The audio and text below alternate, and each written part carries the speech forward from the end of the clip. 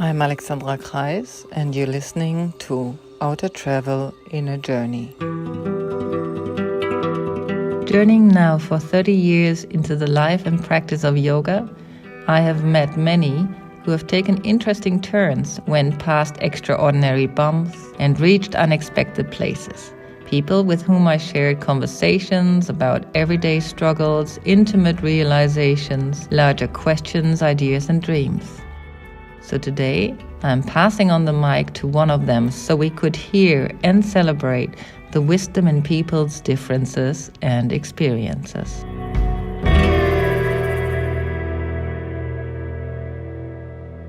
Welcome back to Outer Travel in a Journey. Hello, Jolanda. You're my guest today on this show. How are you? Good, thank you. I'm quite good. I was having a nice day today. Finally, the sun is shining in Berlin. I'm really enjoying that.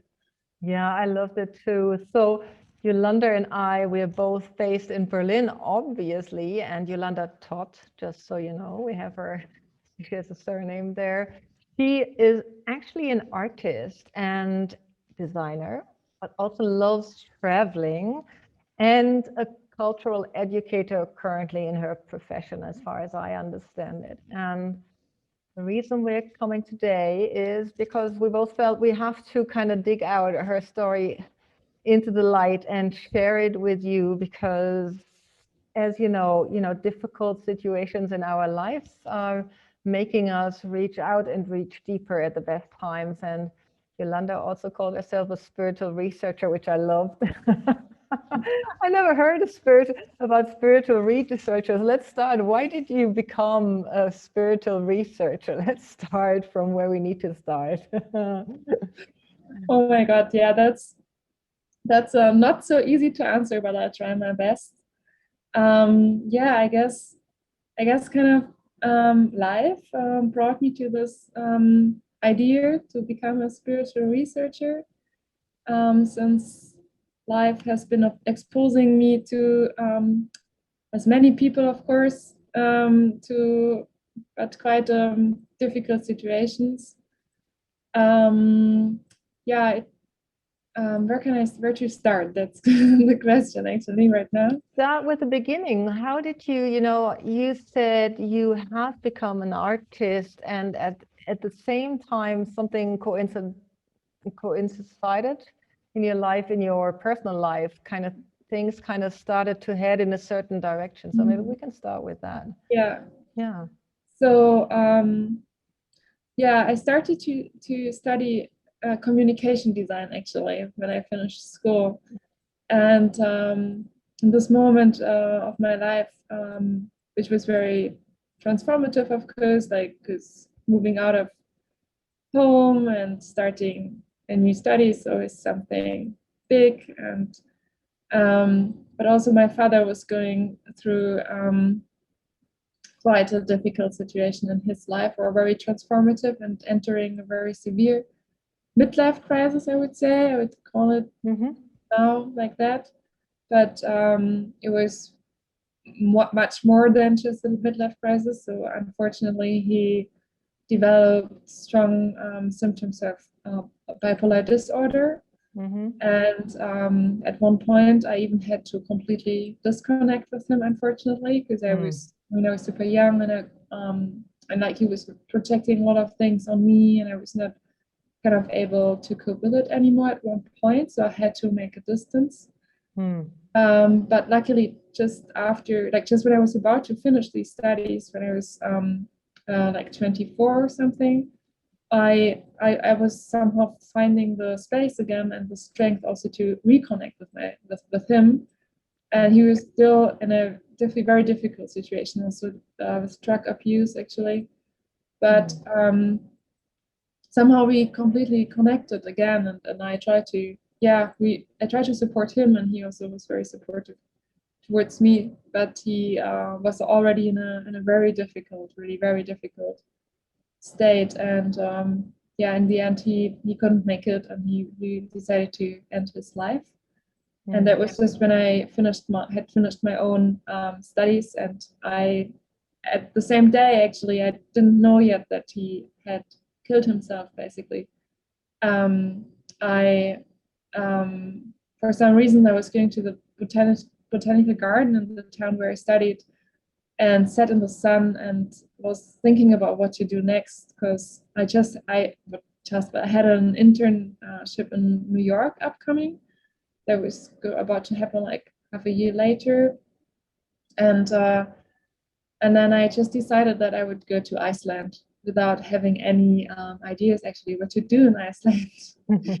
But I was just always so appealed by the nature, and also the music. I loved a lot of musicians like Björk and from Iceland, and then just a few hours later, I got just to go, but I got this feeling when I decided to go to Iceland. I was just like, and lying in the sun, suddenly like something opened up to me, some kind of space. And then when I was back home, I learned about my father's death, and things were all kind of going very quickly. And when I was in his flat and emptied his flat carefully, I came across only 3 books, and one of those books was about Iceland. Yeah, that is mystical. That's still mystical to me. When these things happen, they seem to be like finger pointers in our lives, and particularly that's when you get strong sensations around it, like you were saying. You know, you kind of really felt you wanted to be in Iceland. Yeah, I'm very sorry to hear the drama that unfolded. And in a previous show, I was talking to someone who went through depression, like, and came out the other end. And some of us are not, you know, like some people are not as fortunate.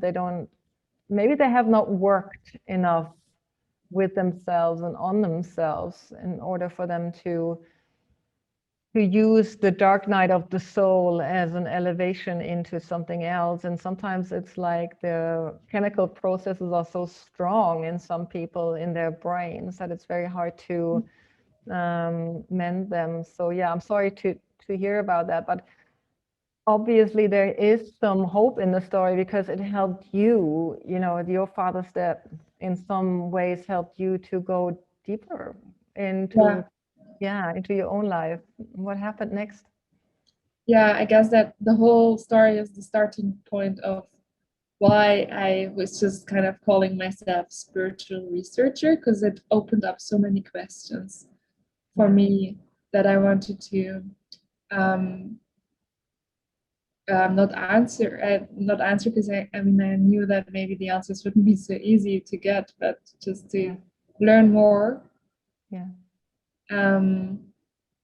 So yeah, after I've been to Iceland and New York, then it was a whole year. Turned out that I was staying longer in Iceland than I had planned, and somehow things in Iceland folded up, were unfolding in a very magic way, as if I was somehow had kind of propelled myself on another kind of level. I guess maybe if I'm putting it that way, it sounds like that like too linear. I don't know how to put it, but I just mean like somehow I was so sensitive and kind of thoughtful, and also really open and very much still connected to my sorrow, and all the sorrow I had from my dad, that he had been going this way and that he didn't find this the solution somehow, which I also understand, because I was really confronted with a lot of challenges, I guess. And when I came back from there, I felt that I needed to study philosophy, and philosophy turned out too theoretical for me, because I wanted to also work more with content and not just do nice design. And while I was at this point, I was reading a book from it's called Das Weiße Land der Seele from Olga Karitidi, and she's a psychiatrist from the States and Siberia. She lives in both places, And she has been doing a lot of research with shamans in Siberia, and treating psychological diseases with old archaic shamanistic, not sure if Yeah. one says it like that, methods. Yeah. Wow. And what has she found? That sounds intriguing. What she found out? Yeah, I guess a lot of things, but it's very hard. I guess it's not possible really to pinpoint like one teaching she found out, but yeah, I mean, no, yeah, one can say that she found out that psychological diseases, as we call them here in our mindset, are also having a spiritual component to them, always actually, and Yeah. that it's also possible to access the spiritual component.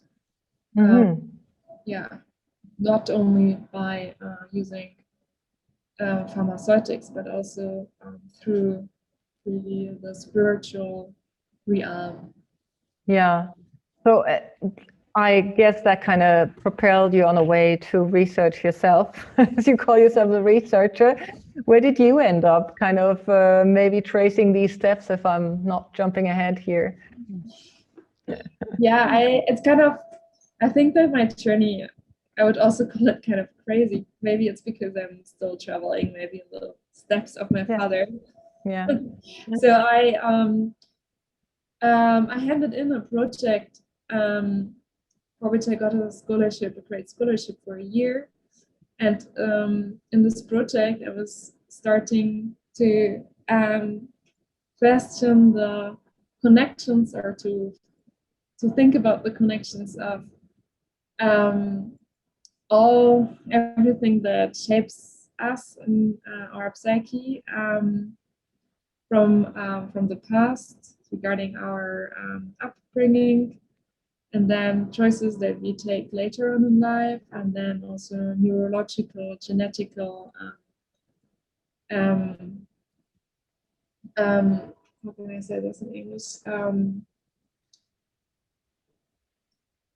Yeah, settings maybe. Yeah. And as somehow a system that we are in, and that we can manage if we somehow find the strength, maybe that is comparable to nature. So I got a mountaineering diary from him actually, and I started to travel his hiking routes in the mountains, and I started to also draw connections between how we're treating our environment and how we're treating ourselves, and both we as here biological beings, shaped from our past and also from our ancestors, since also studies have shown that even trauma can be passed on from generations to generations. I guess. Yeah. So, and yeah. So.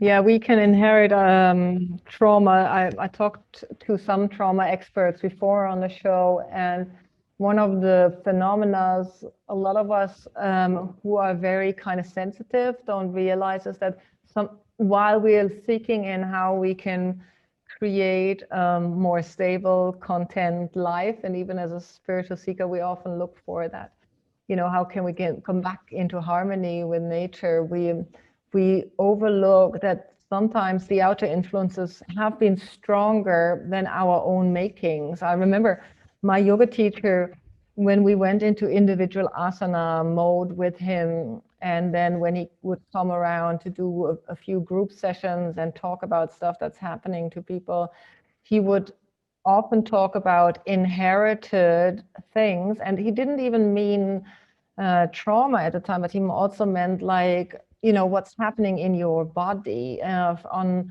not only on a physical basis, but also on all the other layers, and it could have been that you're working in your yoga practice with somebody else's baggage.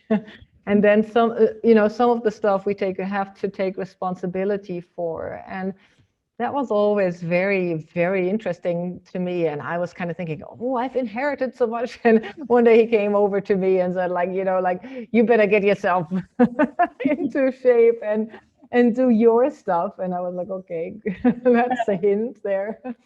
But yeah, we can inherit, and we also can be influenced by nature as much as we are influencing nature itself by what we are doing as an ecosystem, to our ecosystem. So yeah. Exactly. And for some reasons I met on this journey, I met a guy, a friend who became later a friend of mine, that has been traveling to Brazil, and he had a piece of land in the rainforest of Brazil that he was protecting by buying it. And I learned through him that there's a gathering in Brazil where spiritual indigenous traditions gather, and where one can travel to and explore their and participate in their spiritual, in some spiritual settings. Yes. So you're working now with these shamans. I kind of jumped ahead a little. But yeah, we need to jump a lot because it's so complex. Yeah. We can only give peeks of insights to your life, but it's also interesting because to me it also felt when we met and when there was like when I heard a little bit of your story, what kind of came forward was the shaman path, which is very popular these days. I know it's coming forward as like the new kind of thing, and like ayahuasca is really big, which also brings more shamans to the light, and the workings of shamans to the light. But somehow, things are the way they are. How do you feel the connection to the indigenous people? What is it that you find fascinating? What connects you to these Brazil, particularly the ones from Brazil, maybe, if there's something you want to share or kind of shed light on your side? Yeah, I guess there were several things that attracted me first. So the first thing that really connected me so much and was touching me so much was the woman singing, actually. So so I was at a ceremony with ayahuasca, and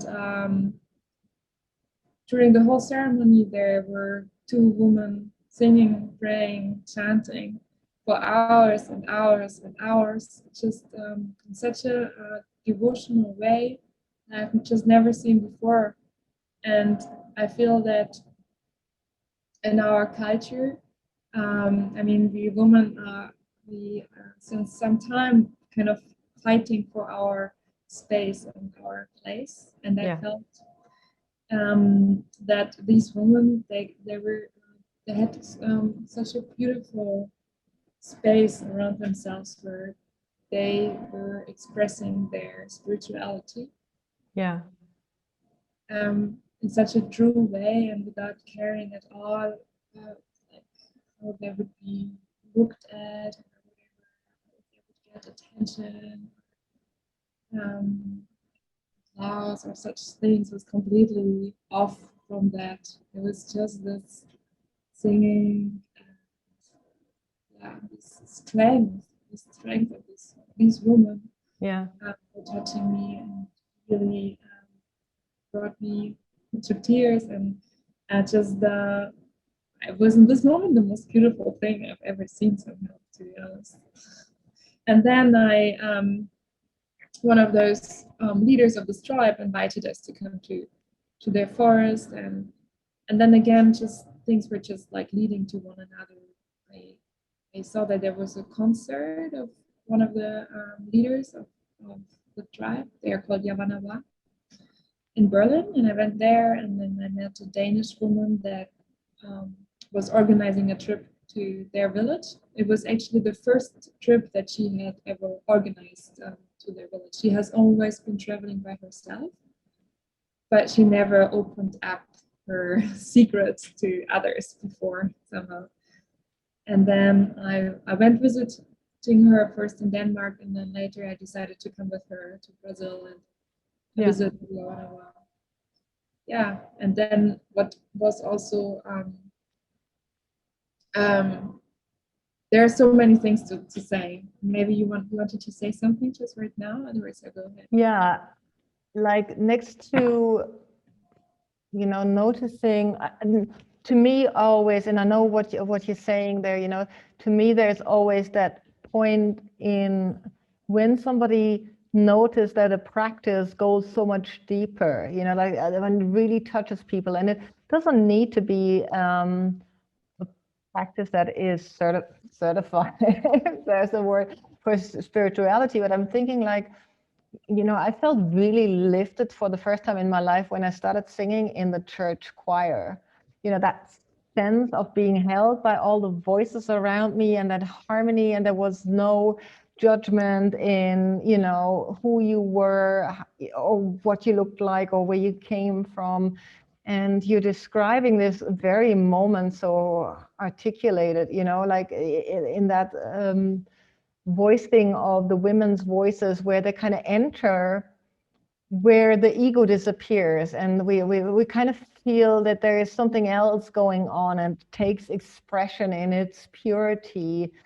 And that's what I heard you saying. And somehow in my mind, I'm starting to make connections between art and your desire to art, you know, and to practice art and learn art and study art, in that art is so much exactly a language like that to me, like, you know, a language that is always trying to touch on the purity of things that are trying to come through in life, so to speak. I don't know if that makes sense, but maybe because you are the artist, maybe you can say a little bit more about that. Yeah. And yeah, I find it very beautiful how you are putting things.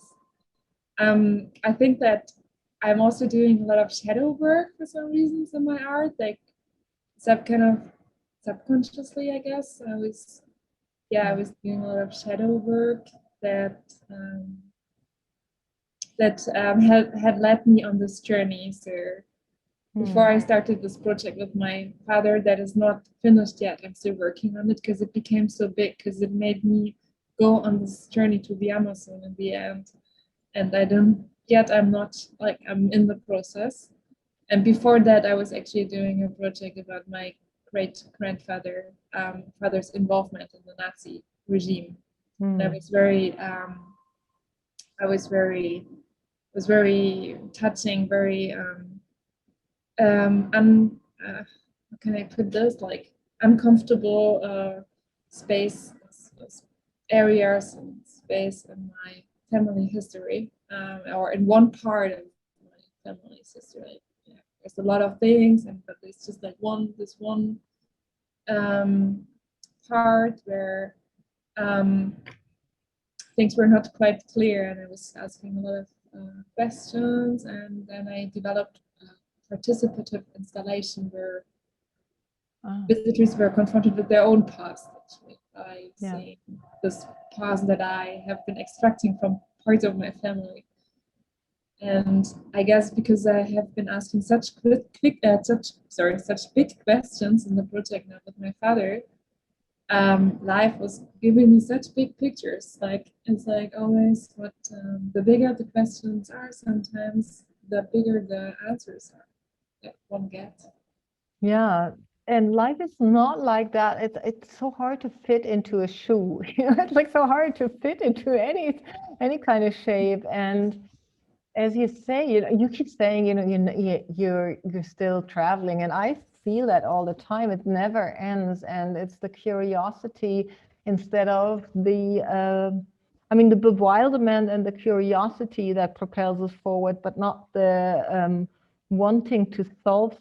It always starts probably with that we're wanting to resolve and solve something, and then the deeper we go into the layers of the onion, the deeper we go into the inner sanctuary, we'll notice there is nothing to resolve, but that is just all a play of life. You know, that's like even with particular with us Germans, we must have ancestors in the Second World War that were not doing good deeds, you know, and in some ways they were there to do that, maybe to propel something forward in the future. We don't know all these things, and it's very hard to come down with science on it. But yeah, I hear we both are trying to really grab this sensation of being hooked into the possibilities of where stories are coming from, and how they kind of move our lives. Yeah. Yeah, and I think it's important, or it can be helpful for some people, Yeah. to know about the stories of the ancestors, Yes. to also know about the shadows, in order to lift the shadows, hopefully. Yeah. Yes, and the shadows are like you're talking about shadow work. How do you deal with your shadows? What do you do? What kind of work do you do? Do you draw, or do you write, or how do you reveal your own shadows?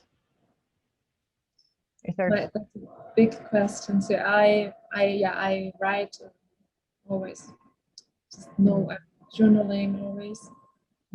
I've always been doing that. It really helps me a lot to reflect myself and to understand where I'm.